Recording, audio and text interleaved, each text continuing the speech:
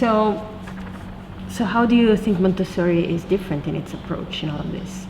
Well, I think partly, first of all, it's not a teacher standing up in front of everybody and we're all going to do this now, and it's not teacher directed. It's very much following the child's interest, as we talked about. And basically our philosophy is, here's the prepared environment. You come in when you're 3. I'm going to show you some things that you can use. Once I've shown you how to use it, you're free to use it whenever you want to. And that's basically our ground rules, is you have to know, we have to show you the materials. And the reason that we do that is because, first of all, they have to be ready for that particular material. But we show very specifically how to use a piece of material, because each piece of material is scientifically designed and it has a purpose. So when I present a piece of material to a child, I'm presenting it such that the objective of that material is clearly there for the child to be able to see and develop towards.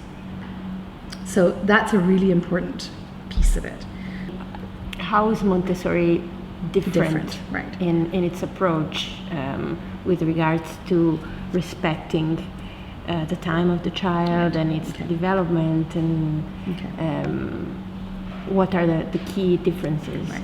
So because the child is free to choose their activity, so in this age group, we have a 3-hour work cycle, and that 3-hour work cycle is very important. We try not to have any interruptions in that cycle. And that 3 hours has been, Dr. Montessori showed a chart of the flow of the work that can happen. And you'll see that a child will choose a work that's comfortable, and comfortable, and then all of a sudden they'll choose something that goes up like this, where they're concentrating a bit more, or just inputting a little bit more, and then comfort, and there's this false fatigue where they're kind of, I don't know.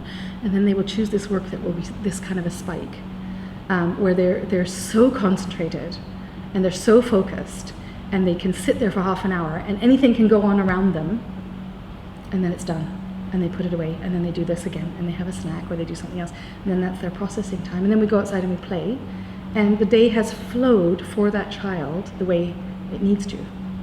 So it's not a forced, there's no time limits, there's no, apart from if they're disturbing somebody else or they're damaging some of the material, otherwise we don't generally interrupt anything. As much as possible we don't. I even say to the other children, please don't go there, because look, can you see this child is concentrating and really enjoying what they're doing right now? Don't interrupt it. So even the children know that. It has to be a really sacred time. Also because for them to be able to go on to primary and secondary and all those things, if you can't concentrate, you cannot input. Right? So for me, that concentration is sacred, and I teach all of them. If you see something, I know you want to go and say something to them, but just give it a minute. Wait until they move, or they look up and they've kind of broken out of that reverie that they're in. So important. And so it's very much the flow of the child. And then as they progress through the materials, my job is to sit back and watch. I give a presentation and then I sit back and I watch, how did it go? Was there something that they had difficulty with, and was it because I didn't present it properly, or is there something they're not understanding? And so I will just watch them and see how that develops, and they have the time to develop through it. It's not going to be me going back and saying, okay, I'm going to show you how to do that again because you didn't get it. I'm going to encourage them to take it out again, and I'm going to sit back and watch again. I'm also watching for what else are they interested in. Whose shoulder are they looking over, right? That's my signal to say, okay, that child is really interested in that piece of activity. Let's get them there. Let's get them the steps that they need to get there. So I'm very much following what their cycles are. And that's how it should be. Right? So I have 2 questions. One, for a mother who is,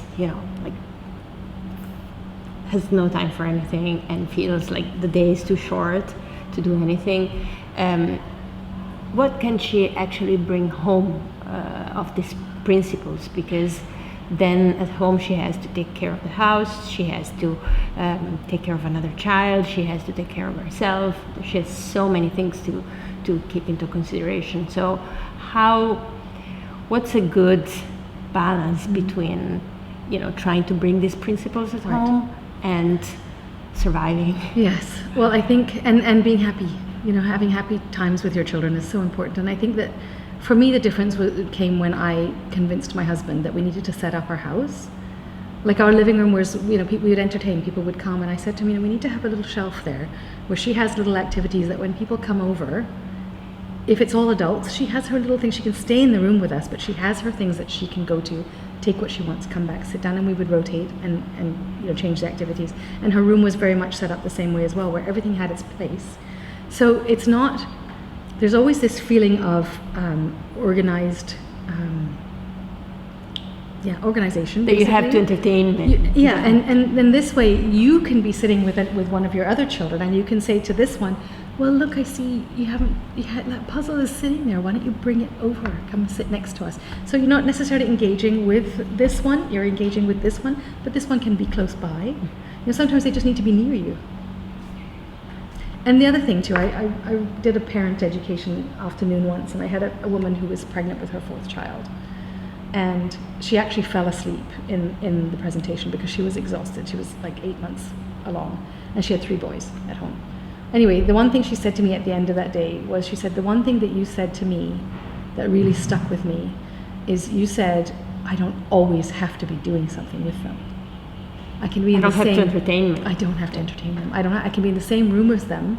I can be doing my things, and they can be doing theirs. Right? So for her, she had been feeling that to be a good mother, she constantly had to engage with each of the boys.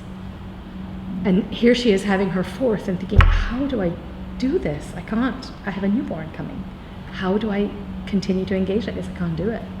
And so for her, that moment of me saying, you don't have to engage. You see, the thing is the more you engage with them as well, if you're constantly engaging with them and then you can't, they can't engage themselves. They're stuck. Right? And what we want to foster is independence. So we're all in the same room, we're all here together. I'm doing my thing, you're doing your thing. You want to be near me, come and sit near me and do it. But you do yours and let me do mine. Right? So it's side by side as opposed to engaged. I think there's a lot of pressure on mothers, and I hear this a lot from mothers, around giving each child an equal amount of time or enough of themselves, and there's a lot of stress around that. So I think this is a response, right? You don't necessarily have to think in terms of what should I do to develop their brain as much as possible, or you should just take the time to and have the activities available that you are okay with, and that help them in some way, that foster their interest, and keep adding to that. And here it's different, but if you're living in North America or Europe, the library is a great place. You go and you get a stack of books and take them home. There's always a book to read, or there's always a puzzle to do. There's always something that can engage them, and have lots of art materials around. Like what?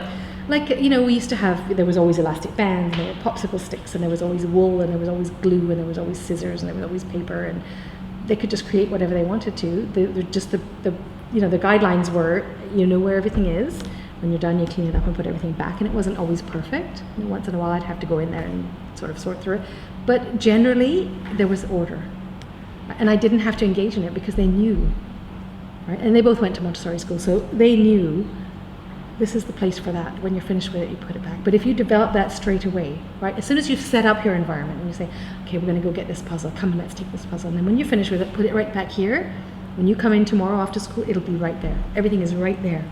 Everything that you've taken and that you need is right there on that shelf. And okay, today we're changing everything on the shelves. Let's take everything off and we're going to put new things on, and now let's look at it. Okay, that's where that goes, that's where that goes, that. So there's always this feeling of, not control, but what's the word? Order. Comfort, order, right? Because this is one thing that children need, is order. And when they don't have that, when you're sort of saying, well, go in that closet, somewhere in there's a bag in there that has glue sticks in it, that's hard for a child, right? Because there's just too much. It's too much information. But if you say, look on the shelf in that basket, there's the glue sticks right there. It's there.